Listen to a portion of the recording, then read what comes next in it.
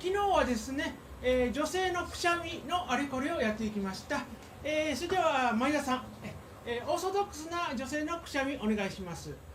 はい、そうですね。はい、では隣の佐藤さん、好きな人と一緒にいる時のくしゃみお願いします。ああ、そうですね、そうですね。チュッですね。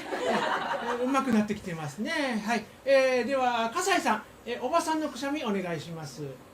ああ、いやいや、それはおじさんのくしゃみですね。くしゃみの後にあんたらボケかす入るのはおじさんですね。それが入らないのがおばさんなので注意してくださいね。